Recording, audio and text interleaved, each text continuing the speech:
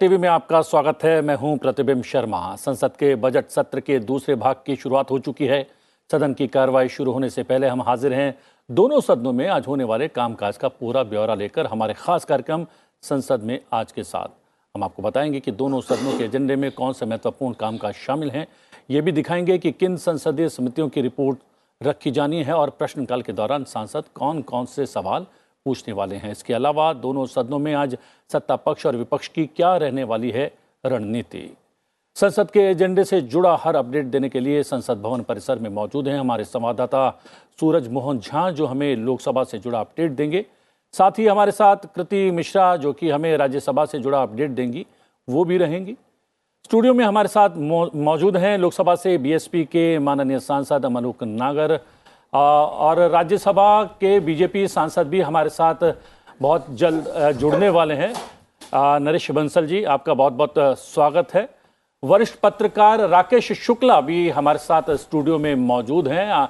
तीनों मेहमानों का बहुत बहुत स्वागत है। आप सभी मेहमानों से बातचीत शुरू करें उससे पहले एक नजर डाल लेते हैं हेडलाइंस पर। लोकसभा में आज साल 2023-24 के लिए जम्मू कश्मीर संघ राज्य क्षेत्र के बजट पर होगी सामान्य चर्चा। राज्य क्षेत्र के साल 2022-23 के अनुदानों की मांगों पर चर्चा और मतदान होना भी कामकाज में शामिल। राज्यसभा में कौशल विकास और उद्यमशीलता और वस्त्र मंत्रालय के कामकाज पर चर्चा होना भी सूचीबद्ध। दोनों सदनों में प्रश्नकाल के दौरान पूछे जाएंगे जनहित से जुड़े कई अहम सवाल।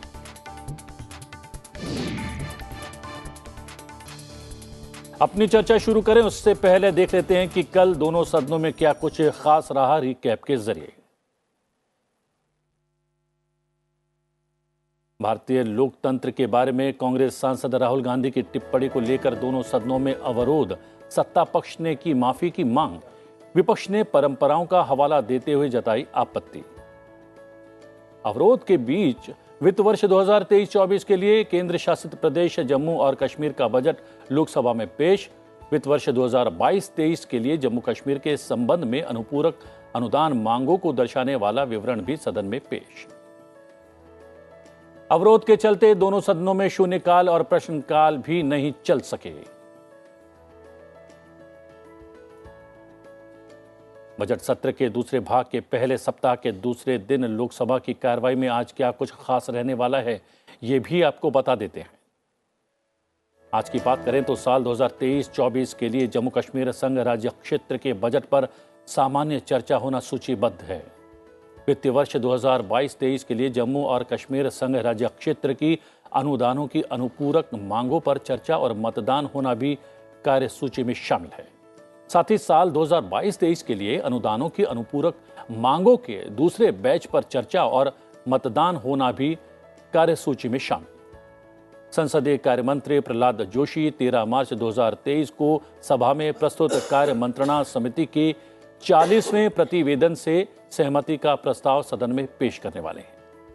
साथ ही सदन में प्रश्नकाल के दौरान अहम प्रश्न पूछे जाएंगे। विभिन्न अहम पत्र सभा पटल पर रखे जाना और नियम 377 के अधीन लोक हित के मुद्दों पर चर्चा होना भी सूचीबद्ध है। इसके साथ ही लोकसभा में स्थायी समितियों से संबंधित कई अहम प्रतिवेदन भी पेश किए जाना सूचीबद्ध है। सांसद गिरीश चंद्र सभा पटल पर रखे गए पत्रों संबंधी समिति के प्रतिवेदन पेश करेंगे।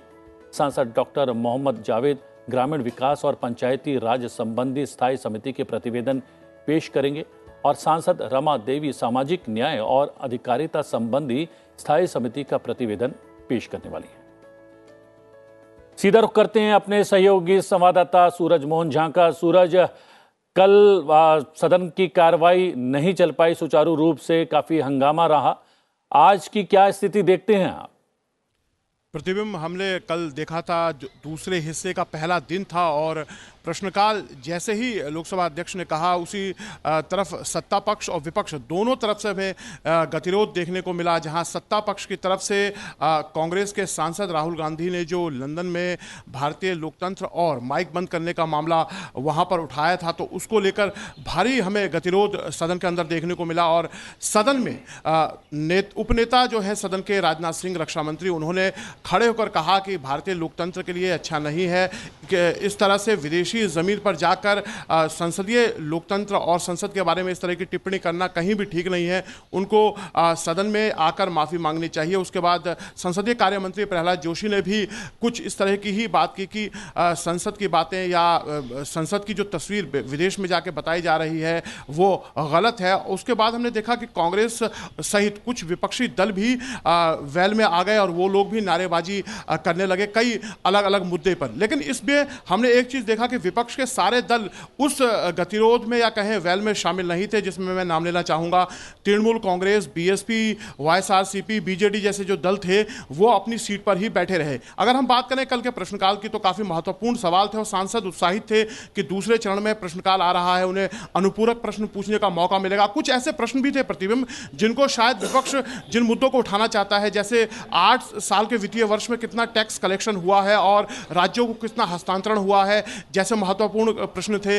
क्रिप्टो करेंसी का भारतीय अर्थव्यवस्था में किस तरह का फायदा या नुकसान है, उसको लेकर सवाल थे। लेकिन गतिरोध में यह नहीं चल सका और इसी तरह जम्मू कश्मीर से जुड़ा हुआ जो बजट आने वाला था, जो कल पेश हुआ है, उस पर चर्चा होनी थी, तो वो भी गतिरोध की वजह से नहीं हो पाया।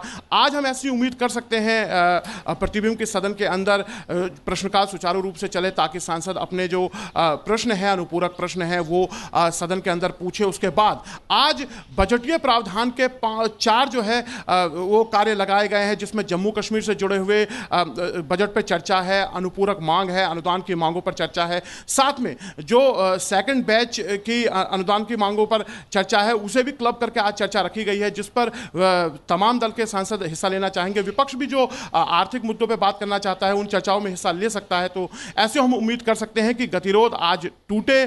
चूंकि अभी हम थोड़ी देर पहले हमने देखा है कि कांग्रेस के संसदीय दल की बैठक हुई है, उसके बाद विपक्ष के कुछ दलों ने भी बैठक की है। कल बीएससी की बैठक 1:30 बजे लोकसभा अध्यक्ष के कक्ष में हुई थी, जिसमें लोकसभा अध्यक्ष के अध्यक्षता में तमाम दल के जो नेता हैं, फ्लोर लीडर, वो वहां मौजूद थे। तो ऐसी हम उम्मीद कर सकते हैं कि एक गतिरोध टूटने की बात आए और आज से सदन सुचारू रूप से चले। प्रतिबिंब जी, अभी तक के अपडेट के लिए बहुत बहुत धन्यवाद। सूरज, आपके पास वापस आएंगे। अभी तक की जानकारी के लिए बहुत बहुत धन्यवाद। नरेश बंसल जी, यहाँ पर हमारे सहयोगी बता रहे थे कि कल जो शोर शराबा हुआ सदन के भीतर वो सत्ता पक्ष की तरफ से हुआ, उसके बाद विपक्ष भी जो है उस शोर शराबे में शामिल हो गया। आमतौर पर सत्ता पक्ष का ये बार बार कहना रहता है कि विपक्ष जो है सदन की कार्रवाई नहीं चलने दे रहा है, लेकिन कल शुरुआत सत्ता पक्ष की ओर से की गई है।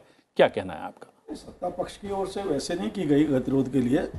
नेता सदन ने अपना वक्तव्य रखा, जो कुछ राहुल गांधी जी ने विदेशी ज़मीन पर कहा है और जिससे देश के लोकतंत्र का 140 करोड़ जनता का अपमान हुआ है, उसके बारे में उन्होंने अपना वक्तव्य रखा। जब वो वक्तव्य रख रहे थे तो कांग्रेस के लोगों ने इतना शोर शराबा किया, विपक्ष के लोगों ने, कि उनकी ये बात सुनी नहीं जा रही थी बिना माइक्रोफोन के। तो इस प्रकार से प्रारंभ उधर से ही हुआ शोर शराबा। वक्तव्य रखने का उनका अधिकार था, उन्होंने माफ़ी मांगने की बात कही है। उसके बाद एलओपी को भी बोलने का मौका मिला, लेकिन दोनों तरफ से गतिरोध हुआ है और अंततोगत्वा हाउस स्थगित हुआ। जी, आज की क्या संभावना देख रहे हैं? वैसे हमारे सहयोगी कह रहे हैं कि आज बहुत महत्वपूर्ण दिन है अगर कार्यसूची की बात की जाए तो।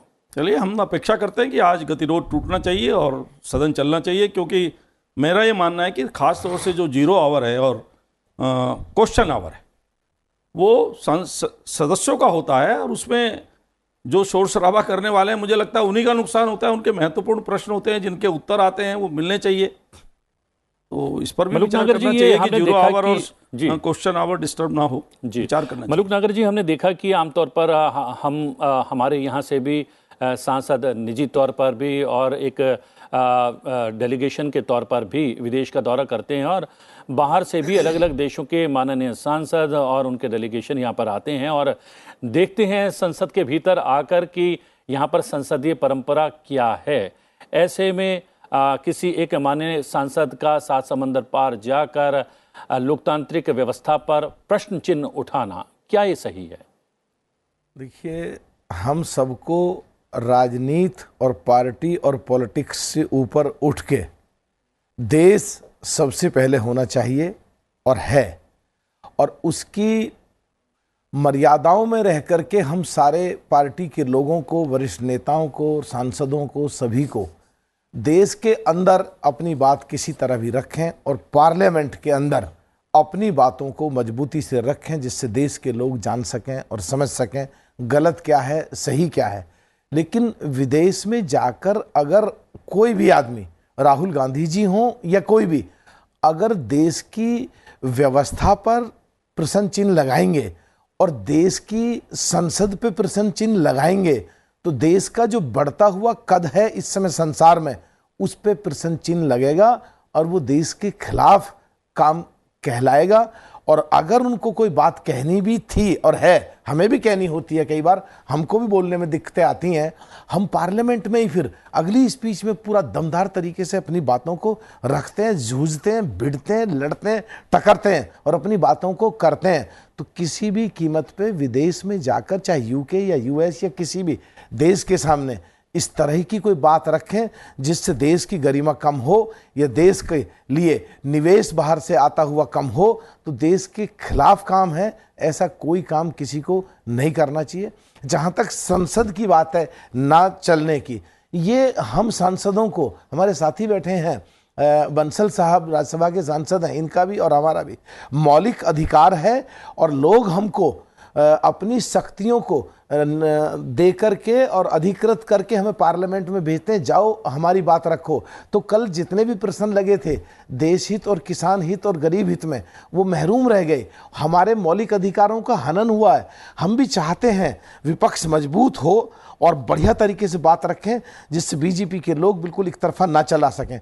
लेकिन जो इस तरह की बातें हैं, जो सबसे बड़ा विपक्ष की पार्टी है कांग्रेस, उसके नेता अगर इस तरह की गैर जिम्मेदार चीज़ें करेंगे तो इससे विपक्ष डे बाय डे कमज़ोर होता जाएगा और विपक्ष कमज़ोर होना देश के लिए ठीक नहीं है। तो मैं तो यही चाहूँगा कि आज संसद किसी भी तरह चले और हम लोगों को हमारे हक और हुकाक जो जनता ने हमें चुन करके भेजे हैं, जो दिए हैं, हम उनकी शक्तियों का इस्तेमाल करके देश के लिए, गरीबों के लिए, किसानों के लिए, पिछड़ों के लिए, दलितों के लिए, अक़लियतों के लिए संसद में बात रख सकें।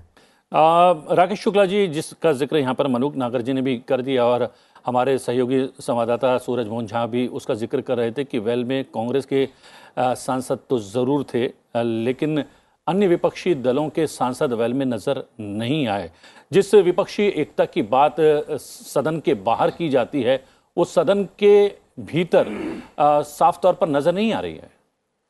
देखिए, एक बात बड़ी स्पष्ट कर दी गई कि जब प्रियंका गांधी जी की तरफ से ये कहा गया कि प्रधानमंत्री राहुल गांधी बनेंगे, उसके बाद जो ये मान के चला जा रहा था कि 2024 के चुनाव में विपक्षों का एक बड़ा महागठजोड़ सामने आएगा, वो उसी समय पर कमज़ोर हो गया।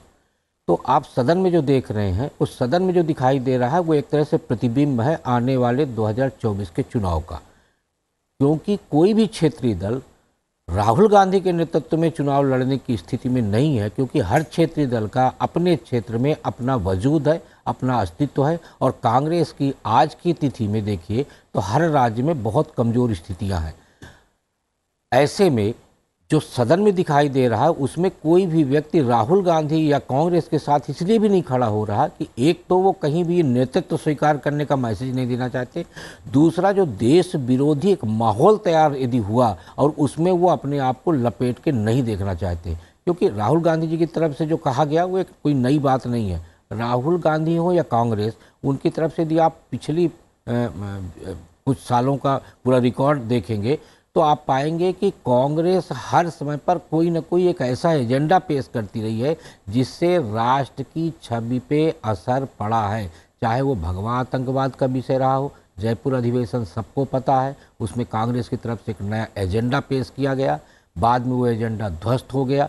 फिर कांग्रेस के लीडर जब विदेश में जाते हैं तो विदेश में जाके वो भारत की छवि को लेकर कई तरह के सवाल खड़े करते हैं। मुझे लगता है भारतीय लोकतांत्रिक व्यवस्था का पूरी दुनिया में एक अलग ही मान सम्मान है। तमाम दुनिया भर के डेलीगेट्स आते हैं, भारत की संसदीय परंपरा, लोकतांत्रिक व्यवस्था, शासन पद्धति को सीखना चाहते हैं और वो चाहते हैं कि वो उनके देश में भी उस तरह की स्थितियां बेहतर हों। तो ये राहुल गांधी जी की तरफ से जो एक पॉलिटिक्स की जा रही है, मुझे लगता है इस तरह की पॉलिटिक्स करने की बजाय कांग्रेस को राहुल गांधी जी की तरफ से एक दूसरी पॉलिटिक्स करने की ज़रूरत है, और वो है जनता के साथ अपने आप को जोड़ना, पार्टी को जोड़ना। ये भारत को जोड़ने की ज़रूरत नहीं है, उनको खुद को अपने आप को जनता के साथ जोड़ने की ज़रूरत है, जो पहल कांग्रेस की तरफ से नहीं की जा रही। जी अब नजर डाल लेते हैं राज्यसभा की आज की कार्यसूची में कौन कौन से कार्य सूचीबद्ध हैं उस पर। राज्यसभा में आज कौशल विकास और उद्यमशीलता मंत्रालय और वस्त्र मंत्रालय के कामकाज पर चर्चा होना कार्यसूची में शामिल है। वित्त मंत्री निर्मला सीतारमण अनुपूरक अनुदान मांगे 2022-23 को दर्शाने वाले विवरण सभा पटल पर रखने वाली हैं। वित्त मंत्री साल 2022-23 के लिए जम्मू कश्मीर संघ राज्य क्षेत्र की अनुपूरक अनुदान मांगों को दर्शाने वाला विवरण सभा पटल पर रखने वाली हैं। साथ ही वित्त मंत्री निर्मला सीतारमण जम्मू कश्मीर संघ राज्य क्षेत्र की अनुमानित प्राप्तियों और व्यय साल 2023-24 को दर्शाने वाला विवरण सभा पटल पर रखेंगी। स्वास्थ्य मंत्री डॉक्टर मनसुख मांडविया PGIMER चंडीगढ़ के लिए एक सदस्य के निर्वाचन का प्रस्ताव सदन में पेश करने वाले हैं। सदन में प्रश्नकाल के दौरान अहम प्रश्न पूछे जाएंगे। नियम 377 के अधीन सदस्य लोकहित से जुड़े मुद्दों को उठाएंगे और सभा पटल पर अहम पत्र भी रखे जाएंगे। राज्यसभा की कार्यसूची में कई अहम प्रतिवेदन और प्रस्ताव भी पेश किए जाना सूचीबद्ध है। सांसद डॉक्टर अनिल सुखदेव राव बोंडे कृषि, पशुपालन और खाद्य प्रसंस्करण संबंधी स्थायी समिति के प्रतिवेदन पेश करेंगे। सांसद नारायण भाई जेठ राठवा ग्रामीण विकास और पंचायती राज संबंधी स्थायी समिति के प्रतिवेदन पेश करने वाले हैं और सांसद सुमित्रा बाल्मीकि सामाजिक न्याय और अधिकारिता संबंधी स्थायी समिति का प्रतिवेदन पेश करेंगे। सीधा रुख करते हैं अपनी संवाददाता कृति मिश्रा का। कृति, कल तो कामकाज नहीं हो पाया, क्या संभावनाएं बन रही हैं आज? क्योंकि हमारे सहयोगी सूरज मोहन झा ने लोकसभा के मुतालिक बताया कि कांग्रेस के माननीय सांसदों की एक कुछ बैठक हुई थी और इसके अलावा विपक्ष के भी कुछ सांसद आपस में मिले। क्या राज्यसभा को लेकर भी राज्यसभा के सांसदों ने कोई मंत्रणा की है? जी हाँ, बिल्कुल प्रतिबिंब। अभी लीडर ऑफ ऑपोजिशन खड़गे जी, जो राज्यसभा के लीडर ऑफ ऑपोजिशन हैं, वहाँ पर चर्चा चल रही है ऑपोजिशन पार्टीज़ की कि क्या रणनीति होगी और कौन से उन्हें मुद्दे उठाने हैं। देखिए, जैसा कि आपने कहा कि कल भी सदन की कार्यवाही नहीं चल पाई। चेयरमैन जगदीप धनखड़ जी ने साफ कहा है कि जो राज्यसभा है या संसद है, वहाँ पर डिबेट, डिस्कशन, डेलिब्रेशन होना चाहिए और डिसरप्शन की कोई जगह नहीं है। देखिए, कल लगातार सत्ता पक्ष और विपक्ष में आरोप प्रत्यारोप चलते रहे, लेकिन आज के अगर एजेंडे की बात करें तो बेहद महत्वपूर्ण दिन। देखिए, सबसे पहले बात की जाए तो जम्मू कश्मीर के बजट की बात की जाए। जब 370 एब्रोगेट किया गया था, उसके बाद से अभी इलेक्टेड सरकार वहाँ नहीं है, यूटी है, इसलिए पार्लियामेंट में बजट पेश हो रहा है।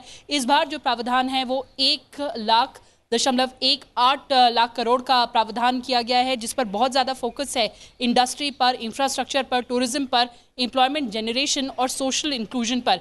इसके अलावा अगर बात की जाए आज राज्यसभा की कार्यसूची की, तो देखिए, लोकसभा में डिमांड्स फॉर ग्रांट्स जो मंत्रालय के होते हैं उन पर डिस्कशन होता है, लेकिन राज्यसभा में discussion on the working of ministries का प्रावधान है। और अगर आज के लिस्टेड एजेंडे की बात करें तो स्किल डेवलपमेंट और एंटरप्रेन्योरशिप मिनिस्ट्री जो है उस पर डिस्कशन लिस्टेड है।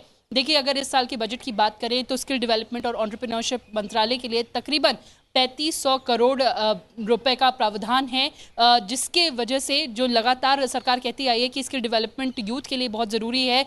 30 स्किल इंडिया इंटरनेशनल सेंटर्स खोलने की बात है ताकि एम्प्लॉयमेंट जनरेशन हो सके। वहीं अगर हम टेक्सटाइल मंत्रालय की बात करें तो तकरीबन 4200 करोड़ का प्रावधान किया गया है और क्लस्टर अप्रोच पर काफ़ी फोकस किया गया है। तो इन सभी बातों को लेकर आज राज्यसभा में चर्चा होगी। वहीं अगर हम प्रश्नकाल की बात करें तो बेहद अहम प्रश्न है चाहे वो फिनेंस मिनिस्ट्री से हों, कॉर्पोरेट अफेयर्स मिनिस्ट्री से हों, AYUSH, chemical fertilisers, health ministry. एक बहुत अच्छा आज सवाल पूछा जाएगा कि किस तरह से जेंडर बजटिंग की जा रही है, और इसके अलावा एक जो ग्लोबली एक जो चिंता है कि क्या रिसेशन आने वाला है, उस पर भी सवाल किए जाएंगे। तो बेहद महत्वपूर्ण कामकाज आज लिस्टेड है और उम्मीद ये की जाती है कि सदन की कार्रवाई सुचारू रूप से चले। प्रतिबिंब। कृति, जानकारी देने के लिए बहुत बहुत धन्यवाद। कृति मिश्रा हमारी सहयोगी बता रही थी कि आज संभावना बन रही है कि सदन की कार्रवाई सुचारू रूप से चले, और विपक्ष के माननीय सांसद मंत्रणा कर रहे हैं सदन की कार्रवाई शुरू होने से ठीक पहले। नरेश बंसल जी, यहाँ पर जो आज की कार्यसूची की अगर बात करें तो कौशल विकास और उद्यमशीलता, वस्त्र मंत्रालय के कामकाज से जुड़ी हुई चर्चा भी समाहित है। अगर आज सदन की कार्रवाई सुचारू रूप से चल पाती है तो कितनी महत्वपूर्ण चर्चा है? निश्चित रूप से बहुत महत्वपूर्ण चर्चा है। मैं इन दोनों मंत्रालयों की स्टैंडिंग कमेटी में हूँ, उसका प्रतिवेदन भी कल रखा गया है, और देश के विकास को कितना आगे बढ़ रहा है टेक्सटाइल के क्षेत्र में, स्किल डेवलपमेंट के क्षेत्र में। जैसा अभी कृतिका जी बता रही थी कि 30 स्किल सेंटर खुलने हैं, 3300 करोड़ का प्रोविज़न है, टेक्सटाइल में 4200 करोड़ का प्रोविज़न है, इंडस्ट्रियल टेक्सटाइल पार्क बनने हैं, नई टेक्नोलॉजी आनी है, एक्सपोर्ट को बढ़ाना है। तो सारे महत्वपूर्ण चीज़ें हैं, उस पर डायलॉग होना चाहिए, डिबेट होना चाहिए, डेलिब्रेशन होना चाहिए बजाय डिसरप्शन के। मैं इस बात से सहमत हूँ, और आज मुझे लगता है कि विपक्ष के जो सांसद हैं वो भी इसके महत्व को समझते हुए चर्चा में भाग लेंगे और शोर शराबा नहीं करेंगे। जी मलूक जी, जैसा कि हर बार आप कार्यक्रम में आते हैं और इस बात पर हमेशा आपका जोर रहता है कि बहुत मुश्किल से किसी सांसद का प्रश्न काल में सूचीबद्ध होता है, और अगर सदन की कार्रवाई नहीं चल पाती है तो हो सकता है किन्हीं माननीय सांसदों का विशेष अधिकार उसमें निहित हो, लेकिन किसी दूसरे सांसद का विशेष अधिकार उसका कहीं ना कहीं हनन हो जाता है क्या? बिल्कुल एकदम सही बात है। और जो लोग अधिकृत करके भेजते हैं, अपनी ताकत को हमको वोट के रूप में दे करके, अपनी ताकत दे करके अधिकृत करते हैं, जाओ आप हमारे बिहाफ पे 20 लाख के करीब, 18 लाख के करीब लोग कॉन्स्टिट्यूएंसीज में होते हैं, तो उनके भी मौलिक अधिकारों का हनन होता है और हमारे भी मौलिक अधिकारों का हनन होता है जो सांसद लोग हैं। और संविधान की प्रक्रिया के तहत जो देश की संसद व्यवस्था बनाई है, जिसमें रोजाना के करोड़ों रुपए खर्च होते हैं, किसी को भी अधिकार नहीं है उस करोड़ों रुपए खर्च को वेस्ट करें, और वो देश के लिए और देश की जनता के लिए केवल काम आना चाहिए। जैसे आज लोकसभा में जम्मू कश्मीर से संबंधित 370 के बाद जो जम्मू कश्मीर में जो एक नया रूप और एक आज़ादी मिली है वहाँ के लोगों को, वो जो देखने को मिल रहा है, तो आज उस पर चर्चा होनी है। अब जिस तरह इधर नॉर्थ इंडिया की जो बाउंड्री है चाइना की तरफ, जो बॉर्डर की तरफ, उस तरफ काम हो रहे हैं, मुझे उम्मीद है कि इस तरफ पाकिस्तान की बाउंड्री पे जो गुजर बकरवाल रहते हैं वहाँ उनके लिए बहुत ज़रूरी है। और अगर आज संसद में चर्चा हो तो इस पे मैं ज़रूर बात रखना चाहूँगा वहाँ पर, जिससे कि हमारा देश भी मजबूत हो, और जो लोग बगैर तनख्वाह लिए हुए देश के लिए जान देते रहे हैं, लड़ते रहे हैं देश के लिए, उनके लिए आज एक मौका था कि उनकी बात पार्लियामेंट में रखी जाए। और आज भी अगर संसद नहीं चलती है और पक्ष और विपक्ष दोनों की जिम्मेदारी बैठती है संसद को चलाने की, सरकार की जिम्मेदारी बैठती है, और जो विपक्ष में जो सबसे बड़ी पार्टी कांग्रेस, उसकी जिम्मेदारी बैठती है तालमेल बैठा के वो संसद को चलाएं, तो वो लोग महरूम रह जाएंगे, उनके हितों की रक्षा नहीं होगी, उनके भी मौलिक अधिकारों का हनन हो जाएगा। तो इसलिए बहुत जिम्मेदारी से सब सांसदों को सोचना चाहिए, सब पार्टियों को सोचना चाहिए, और संसद की चलनी चाहिए। और मैं तो ये कहना चाहूँगा कि संसद का जो सत्र है उसका टाइम भी आने वाले समय में और ज़्यादा बढ़ाना चाहिए, जिससे संसद में ज़्यादा चर्चाएं हों, ज़्यादा बातचीत हों, जिससे देश एक मजबूत और सशक्त होकर के विश्व के पैमाने पे और मजबूती से खड़ा हो, और $5 ट्रिलियन की इकोनॉमी को पार करके और इकोनॉमी के रूप में भी लीडरशिप करे आने वाले समय में वर्ल्ड के। जी देखा है हमने राकेश शुक्ला जी, विशेष रूप से लोकसभा के भीतर तो हमें बार बार देखने को मिला है कि शून्यकाल में सूचीबद्ध जो नाम होते हैं उसके अतिरिक्त भी माननीय सांसदों को जो है मौका दिया जाता है, अवसर दिया जाता है कि वो अपनी बात, अपना कोई मुद्दा जो है शून्यकाल के भीतर रख पाएँ, ज़्यादा से ज़्यादा चर्चा हो पाए, ज़्यादा से ज़्यादा कामकाज समाहित हो पाए, ये प्रयास लगातार रहता है। लेकिन बीच बीच में अगर व्यवधान आ जाता है तो कहीं ना कहीं सदन की कार्रवाई की जो गति होती है वो बाधित होती है। आज की बात करें तो जम्मू कश्मीर राज्य क्षेत्र के बजट पर आम चर्चा है, अनुदानों की मांगों पर चर्चा और मतदान दोनों सूचीबद्ध हैं। कितना बड़ा अवसर है, जैसा कि मलूक नागर जी ने कहा, जम्मू कश्मीर के लिए यूटी बनने के बाद? जी, मैं ये कहूँगा कि जब कोई किसी बच्चे का जन्म होता है और यदि वो बीमार स्थिति में होता है तो उसके पोषण की ज़्यादा से ज़्यादा आवश्यकता होती है और देखभाल की भी आवश्यकता बहुत ज़्यादा होती है। जम्मू कश्मीर कुल मिला के उसी स्थितियों में था और उसके बाद आप देखिए पिछले 1 से 1.5 साल में उसको संभालने और वहाँ की स्थितियों को बदलने में बहुत रणनीतिक तरीके से काम किया गया। और आज हमें लगता है कि भले ही आरोप प्रत्यारोप यानी विरोध करने के लिए विरोध किया जाए, आरोप लगाने के लिए आरोप लगाया जाए, तो वो एक अलग विषय है, पर जम्मू कश्मीर की स्थितियों में बहुत सारा बदलाव आया है। पहला, वहाँ के जो नागरिक हैं उनके बीच में एक भरोसा पैदा किया जा रहा है कि भारत सरकार पहले की तरह आपके साथ है और जो लोग जो आपको बरगलाने का प्रयास कर रहे हैं, जो अलगाव की स्थितियाँ पैदा कर रहे हैं, वो आपके साथ न थे और न हैं। अब वहाँ 370 अनुच्छेद 370 हटने के बाद किन स्थितियों की ज़रूरत है? वहाँ सबसे बड़ी स्थिति है कि आपको रोजगार के साधन उपलब्ध कराने चाहिए। रोजगार के साधन के लिए इंडस्ट्री की ज़रूरत पड़ेगी, फिर एजुकेशन की ज़रूरत पड़ेगी। एजुकेशन के क्षेत्र में भी जम्मू कश्मीर बहुत अव्वल रहा, लेकिन कुछ पॉकेट में, श्रीनगर, जम्मू, ये शहरी इलाकों में ही था। अब वहाँ जो गंदरबल हो गया, जो आतंकवाद प्रभावित इलाके थे, वहाँ भी इंफ्रास्ट्रक्चर डेवलपमेंट, कनेक्टिविटी और आपका एजुकेशन, हेल्थ, इन क्षेत्र में काम करने के लिए बजटी प्रावधान की आवश्यकता है। और उस दिशा में जो वहाँ के उपराज्यपाल हैं आदरणीय मनोज सिन्हा जी की तरफ से बड़ा रणनीतिक तरीके से काम किया जा रहा है। तो मुझे लगता है कि बजट को लेके किसी तरह का कोई अवरोध पैदा किए बगैर सदन में उसे पारित कर देना चाहिए, उस पर सकारात्मक चर्चा करनी चाहिए। किसी भी तरह का ऐसा विषय सदन में चर्चा के दौरान नहीं उठाया जाना चाहिए जिससे दूसरे लोगों को सवाल खड़ा करने का मौका मिले। जी, नरेश बंसल जी, बार बार ये बात सामने आती है, सदन के भीतर भी विपक्ष के द्वारा ये कहा जाता है और हमारे कार्यक्रम में भी विपक्ष के माननीय सांसद जब कार्यक्रम में सम्मिलित होते हैं तो भी ये बात करते हैं कि सदन की कार्रवाई सुचारू रूप से चलाए जाने की पहली जिम्मेदारी सत्ता पक्ष की होती है। तो क्या आज सत्ता पक्ष उस जिम्मेदारी का निर्वाह करते हुए सदन की कार्रवाई को सुचारू रूप से चलवा पाएगा? देखिए, स्पष्ट है, लोकतंत्र के अंदर पहली जिम्मेदारी सदन चलाने की सरकारी पक्ष की होती है, लेकिन उसके साथ साथ देश के मान सम्मान की रक्षा करने की जिम्मेदारी भी सरकारी पक्ष की है।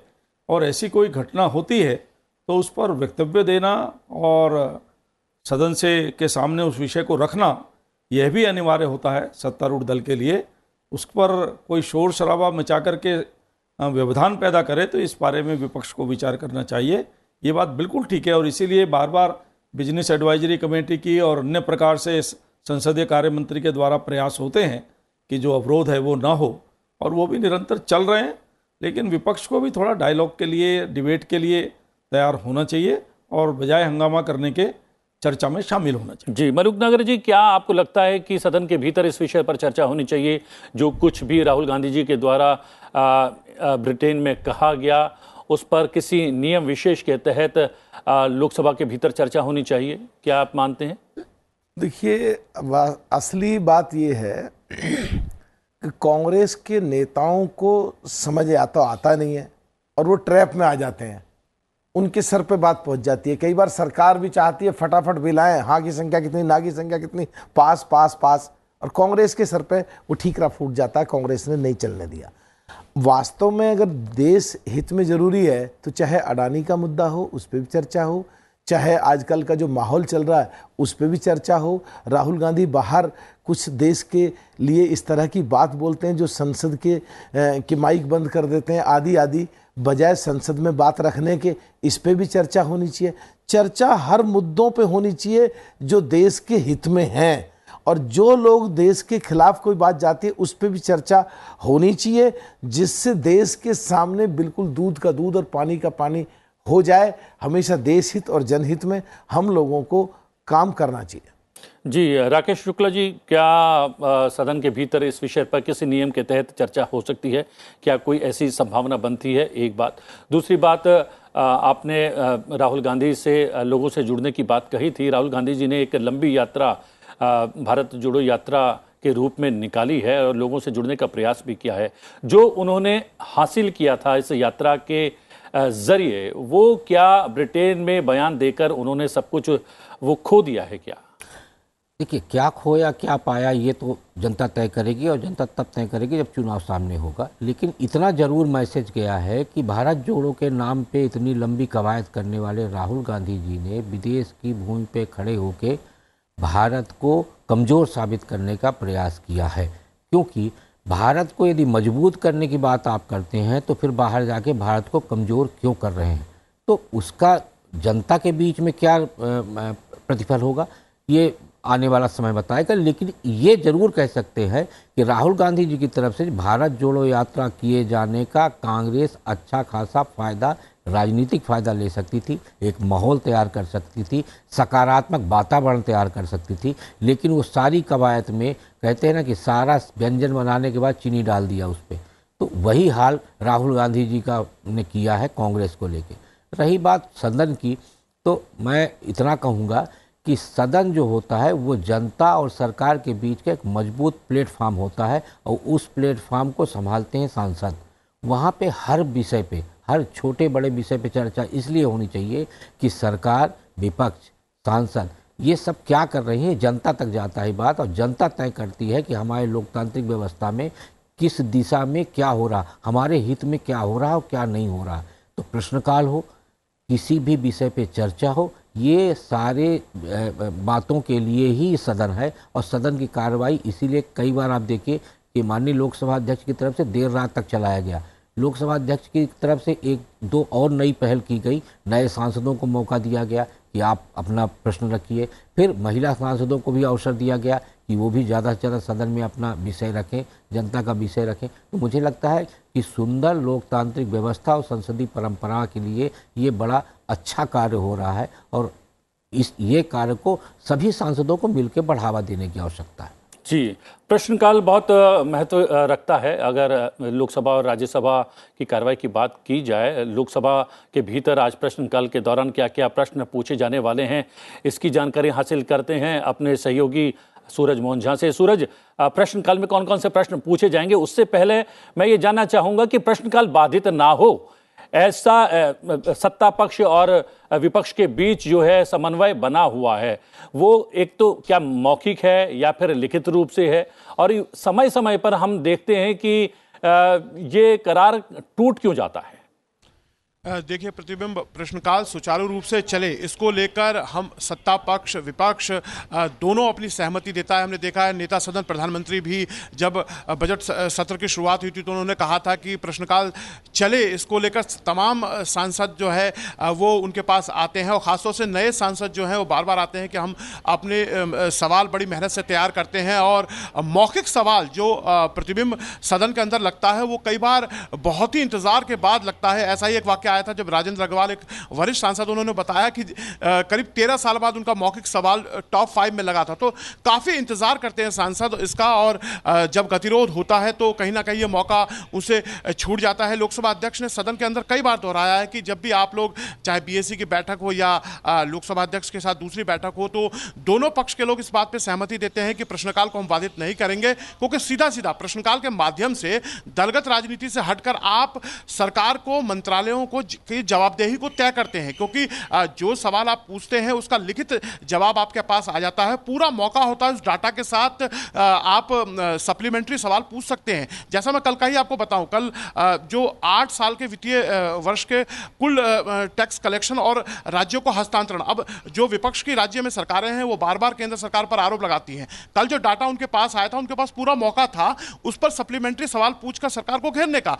ऐसे ही आप देखेंगे अडानी समूह को लेकर काफी सवाल उठाए जा रहे हैं। कल क्वेश्चन आवर में 17वां सवाल अडानी समूह के कर्जे से जुड़ा हुआ था और उसका जवाब मंत्रालय ने लिखित रूप से दिया है। अगर विपक्ष चाहता तो कल उस जवाब के आधार पर सप्लीमेंट्री सवाल पूछकर सरकार को घेरा जा सकता था। तो काफी महत्वपूर्ण होता है, लेकिन राजनीतिक ऐसी मजबूरियां हो जाती हैं। हम देखते हैं बार बार जो ये सहमति बनती है कि गतिरोध ना हो प्रश्नकाल में, वो होता है और प्रश्नकाल सबसे ज्यादा बाधित होता है। अगर हम प्रतिबिंब आज की बात करें प्रश्नकाल की, तो आज भी काफी महत्वपूर्ण सवाल लगे हुए हैं।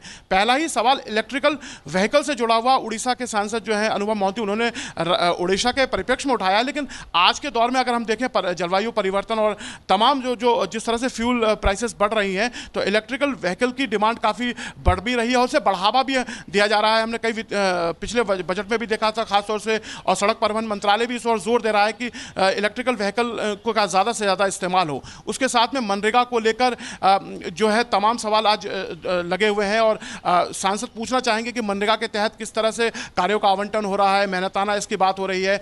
महिला किसानों से जुड़ा हुआ एक बहुत ही अहम आज सवाल लगा हुआ है कि जो महिला किसान हैं देश में वो कितनी हैं, उनके विकास को लेकर किस तरह के, कल्याण को लेकर किस तरह की योजनाएं हैं, इस जैसा महत्वपूर्ण सवाल है। इसी तरह से खेल जगत से जुड़े हुए सवाल है। हमने देखा है खेलो भारत की बात बहुत होती है, आज खेल स्टेडियम और तमाम इस तरह के सवाल लगे हुए हैं। तो काफी महत्वपूर्ण सवाल है प्रतिबिंब, जिनके उत्तर लिखित दिए जा चुके हैं। उनके अनुपूरक प्रश्न आज सदन के अंदर पूछने का मौका मिलेगा और ये एक ऐसा समय होता है, चाहे सत्ता पक्ष चाहे विपक्ष के सांसद हो, सीधा आप मंत्रालय से सवाल पूछ सकते हैं। प्रतिबिंब जी, बहुत बहुत धन्यवाद सूरज। प्रश्नकाल को लेकर बारीक जानकारी उपलब्ध करवाई हमारे सहयोगी संवाददाता सूरज मोहन झा ने, और ये भी बताया कि आज अगर सदन की कार्रवाई सुचारू रूप से चलती है तो कौन कौन से महत्व के सवाल आज पूछे जाने हैं। नरेश बंसल जी, यहाँ पर एक मौखिक कहीं ना कहीं समन्वय बना हुआ है प्रश्नकाल बाधित ना करने का, लेकिन आमतौर पर तो देखा जाता है कि विपक्ष की तरफ से जो है शोर शराबे की वजह से बाधित होता है सदन की कार्रवाई और प्रश्नकाल नहीं चल पाता है। लेकिन कल स्थिति थोड़ी सी अलग थी। आज क्या स्थिति में बदलाव देखने को मिलेगा और माना जाए कि आज अब प्रश्नकाल कम से कम बाधित नहीं होगा? उम्मीद करते हैं कि आज नहीं होना चाहिए, और कल भी जिस प्रकार की स्थिति थी उस समय बाधित करने का कोई मौका नहीं था। केवल नेता सदन के द्वारा एक वक्तव्य के माध्यम से बताया गया है कि किस प्रकार से देश के मान सम्मान को विदेश में जाकर के एक प्रमुख विपक्षी दल के नेता ने तार किया है, किस प्रकार से यहाँ की लोकतांत्रिक व्यवस्था, यहाँ के न्यायालय, यहाँ का मीडिया, उस पर अनावश्यक प्रश्न खड़े किए हैं देश के सम्मान। ऐसे समय में जब हम G20 की अध्यक्षता कर रहे हैं और देश पूरे विश्व के अंदर भारत का मान सम्मान बढ़ रहा है, तो कई बार लगता है कि क्या जो देश विदेशी ताकतें देश को आगे बढ़ते नहीं देखना चाहती, क्या विपक्ष का उनके साथ क्या एजेंडा है, ये भी कई बार प्रश्न खड़ा होता है। तो कल उसी प्रकार की बात थी और उसमें कोई लोकतंत्र के अंदर माफ़ी मांगने से कोई छोटा नहीं होता है। अगर कोई गलती हुई है इस तरह की तो माफ़ी मांगने का ही प्रश्न था, संसद के अंदर था, संसद सर्वोपरि है। तो मुझे लगता है कि अगर उस तरफ आगे बढ़ता विपक्ष तो ये गतिरोध टल सकता था, और आज भी देखते हैं क्या होता है। जी, तो मनुक जी, क्या विपक्ष के भीतर भी कहीं ना कहीं समन्वय स्थापित करने की कोशिश करनी चाहिए, और कोशिश ये भी करनी चाहिए कि चाहे सदन के भीतर हो या सदन को लेकर सदन के बाहर कोई ऐसा वक्तव्य नहीं होना चाहिए कि हमारी संसदीय व्यवस्था पर कोई प्रश्न चिन्ह खड़ा करने का प्रयास करें? देखिए शर्मा जी, मैं देखता हूँ आप हमेशा विपक्ष की एकता या मिलकर बात करनी चाहिए। अरे बात तो करनी चाहिए, पर प्रश्न तो ये है कि कौन आदमी क्या बोल रहा है। अगर कोई देश के लिए नहीं सोच रहा और उठा के कुछ भी बोल दे तो उनके साथ कैसे मिलके बात करें, क्या बात करें। ये सच है, जो भारत जोड़ो यात्रा थी उसका फायदा कांग्रेस को मिलता, विपक्ष को मिलता, मजबूत होती, और बिहार में और महाराष्ट्र में, पंजाब में, हरियाणा में कांग्रेस मजबूत होने लगी थी, और हर प्रदेश में 4 लोगों में से 1 लोग 2 लोग जरूर चर्चा करने लगे थे। लेकिन इस तरह के स्टेटमेंट जो बाहर जाकर के विदेश में जो राहुल गांधी जी बोल के आए, फिर वापस वहीं पे पहुंच जाएंगे। तो बिल्कुल विपक्ष हमारे लिए, तो विपक्ष मजबूत होना बहुत ज़रूरी है, देश मजबूत होना जरूरी है। लेकिन अगर देश के खिलाफ कोई बात जाएगी तो ना हम पक्ष को देखते हैं ना विपक्ष को देखते हैं, हम हमेशा देश को देखते हैं, जनहित को देखते हैं, किसान हित को देखते हैं। आज किसानों के प्रश्न लगे हुए हैं सारे, आज भी हंगामा हो जाएगा। अभी हमारे साथी बंसल साहब कह रहे हैं कि चल सकता है, मुझे तो लगता नहीं है जो कल की घटनाएं थी, क्योंकि कल तो सरकार के लोग भी पूरा फॉर्म में थे और विपक्ष वाले तो वो तो रहते ही हैं, और पता नहीं क्यों चर्चा नहीं होने देना चाहते हैं। संसद बनी किस लिए है फिर? वोट किस लिए मिलती हैं? हम चुनाव किस लिए लड़ते हैं? अधिकृत लोग हमें करके क्यों भेजते हैं? ताकि हम उनकी बातों को संविधान के दायरे में रह के और अनुशासन में रह के और देश हित और जनहित में काम कर सकें। मुझे तो बहुत शर्मिंदगी होती है इस तरीके से जब हम लोग अपनी जो लोग चुन के भेजते हैं उनकी बात नहीं रख पाते। उनके भी मौलिक अधिकारों का हनन होता है, हमारे भी मौलिक अधिकारों का हनन होता है। हम देश के लिए, किसानों के लिए, गरीबों के लिए, मजलूमों के लिए, पिछड़ों के लिए, अकलियत समाज के लिए कोई काम ही नहीं कर पाते। संसद में आते हैं, बैठ के चले जाते हैं, करोड़ों रुपए जनता की टैक्स की गाड़ी कमाई वेस्ट हो जाती है। बड़े जी राकेश जी, क्या आज संभावना नजर आ रही है आपको सदन की कार्रवाई चल पाएगी और कम से कम प्रश्नकाल में माननीय सांसद अपने क्षेत्र, अपने जनता और जनता से जुड़े हुए सरोकारों को प्रश्नकाल के दौरान प्रश्नों के माध्यम से उठा पाएंगे क्या? देखिए, प्रश्नकाल तब और महत्वपूर्ण हो जाएगा जिस दिन पार्टियां अपने सांसदों को बंधन मुक्त कर देंगी। अभी मलूक जी कह रहे थे, वो कह नहीं पाए क्योंकि वो भी कहीं ना कहीं बंधे हुए हैं।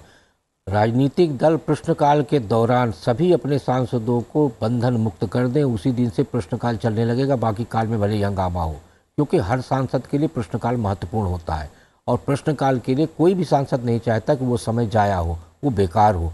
इसलिए सब ये चाहते हैं, लेकिन उनके पास हंगामा करना ही उनकी व्यवस्था इसलिए है क्योंकि पार्टी की तरफ से ये सेट होता है, ये तय किया जाता है कि इस विषय पे इस समय पर हंगामा करना है। उस समय बिना मन के, चाहे वो सत्ता पक्ष का सांसद हो या विपक्ष का सांसद हो, वो हंगामा करता है और हर सांसद के मन में ये पीड़ा होती है कि आज हम प्रश्नकाल में अपना प्रश्न नहीं कर पाए। तो इसलिए मेरा ये मानना है कि आपके पार्लियामेंट व्यवस्था में ये प्रावधान किया जाना चाहिए कि कोई भी पार्टी का व्हिप और पार्टी का बंधन प्रश्नकाल पे नहीं लगेगा। उसी दिन से आप देखिए कि प्रश्नकाल सुचारू रूप से चलना शुरू हो जाएगा। जी, राज्यसभा में प्रश्नकाल में क्या स्थिति है, जाने की कोशिश करेंगे। कृति मिश्रा हमारे सहयोगी हमारे साथ लगातार जुड़ी हुई हैं। कृति, अभी सूरज से बात चल रही थी, सूरज ने कहा कि बहुत सारे विषय ऐसे हैं जो विपक्ष चर्चा चाहता है उस विषय पर, लेकिन वो अगर चर्चा अलग से किसी नियम विशेष के तहत नहीं हो पाती हैं तो प्रश्नकाल में वो बहुत सारे प्रश्न आज लोकसभा के भीतर लगे हुए हैं। राज्यसभा के भीतर प्रश्नकाल के दौरान क्या क्या प्रश्न मोटे तौर पर पूछे जाने वाले हैं वो तो आपने बता दिया। महत्व के कौन कौन से प्रश्न हैं वो हम आपसे जानने की कोशिश करेंगे, क्योंकि समय हो रहा है और नरेश बंसल जी और मलूक नागर जी को सदन की कार्रवाई में सम्मिलित होने के लिए जाना है। आपका दोनों का बहुत बहुत धन्यवाद। और राकेश शुक्ला जी, आपको सदन की कार्रवाई कवर करने के लिए जाना है, आपका भी बहुत बहुत धन्यवाद। तो प्रश्नकाल में कौन से महत्व के प्रश्न आज लगे हुए हैं कृति?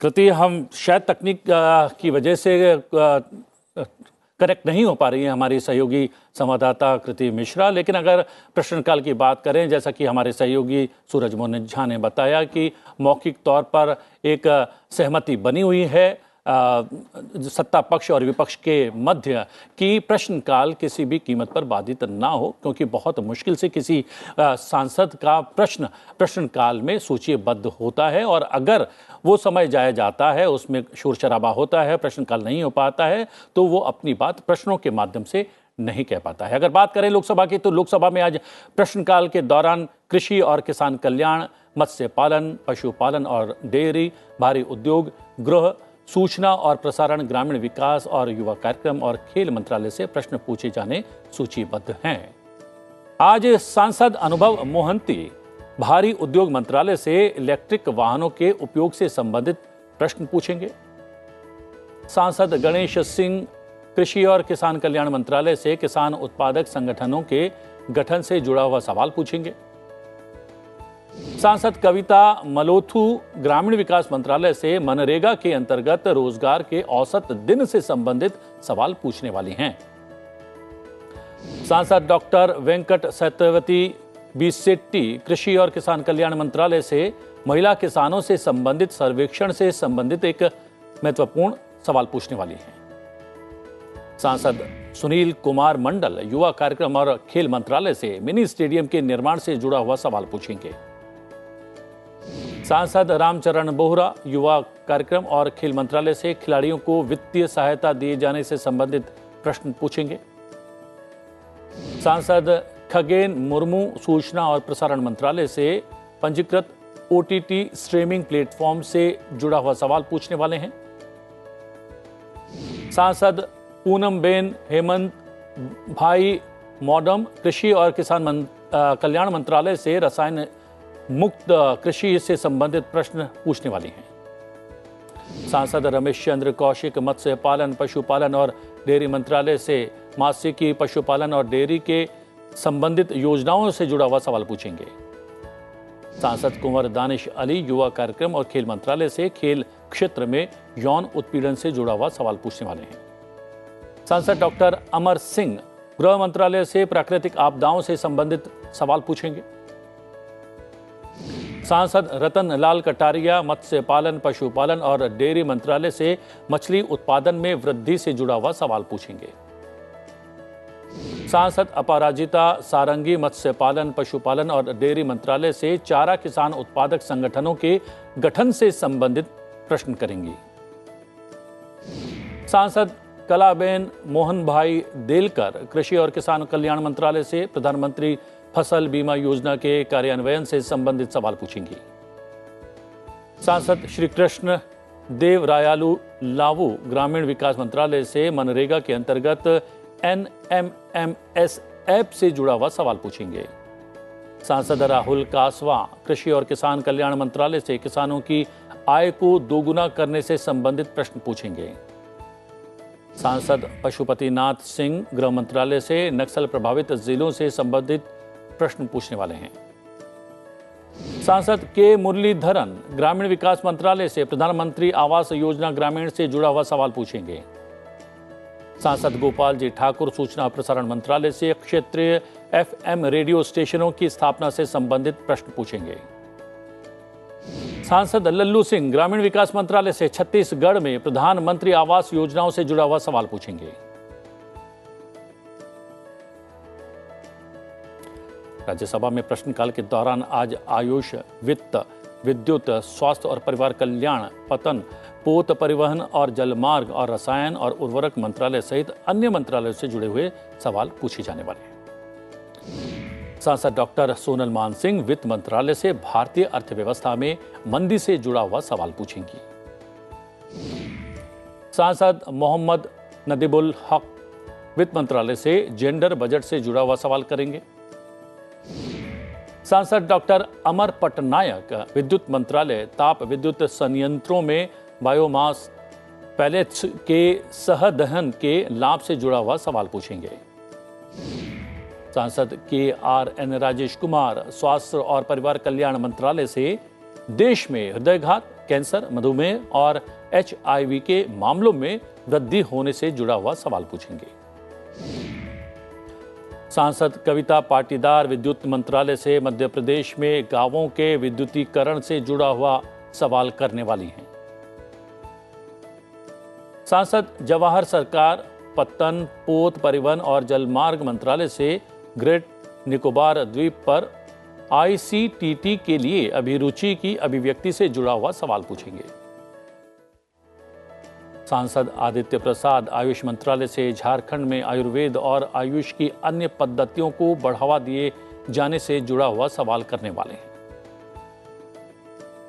सांसद प्रभाकर रेड्डी पतन, पोत परिवहन और जलमार्ग मंत्रालय से ट्रांसशिपमेंट सुविधाओं से जुड़ा हुआ सवाल पूछेंगे। सांसद एरल कडारी स्वास्थ्य और परिवार कल्याण मंत्रालय से राष्ट्रीय स्वास्थ्य बीमा योजना से जुड़ा हुआ सवाल पूछने वाले हैं।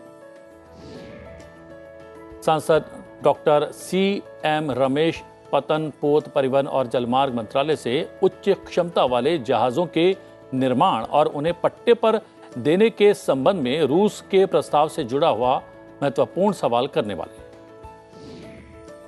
सांसद JB माथेर हिशम रसायन और उर्वरक मंत्रालय से उर्वरकों की मूल्य वृद्धि को रोकने के उपाय से जुड़ा हुआ सवाल पूछेंगे।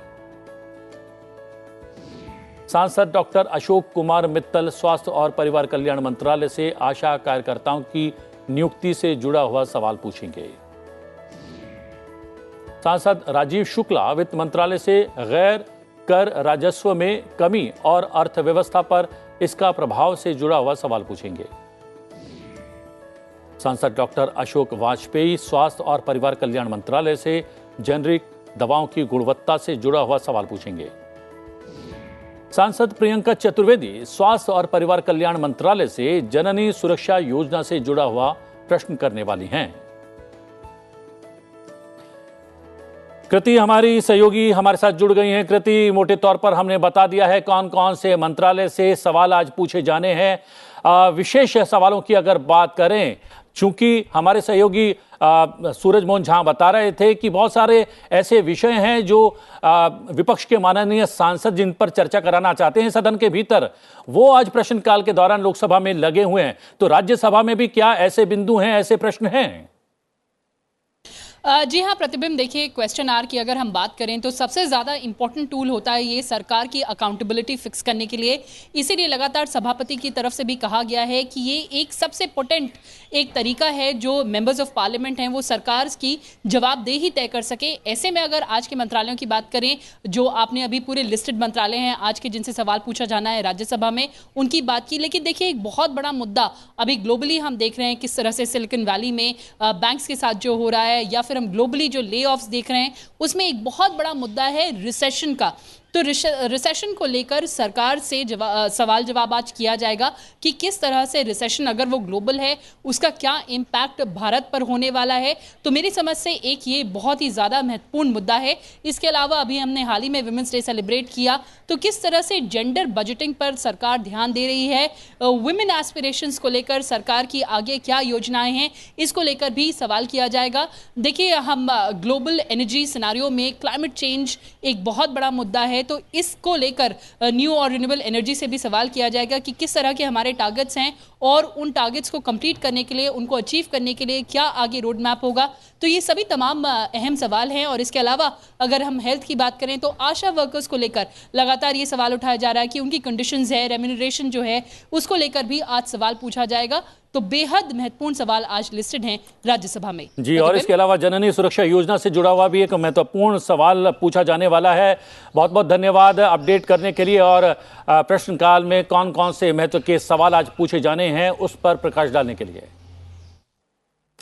हमारी सहयोगी कृति मिश्रा बता रही थी कि क्या कुछ प्रश्नकाल में प्रश्न सूचीबद्ध हैं अगर राज्यसभा की बात की जाए तो।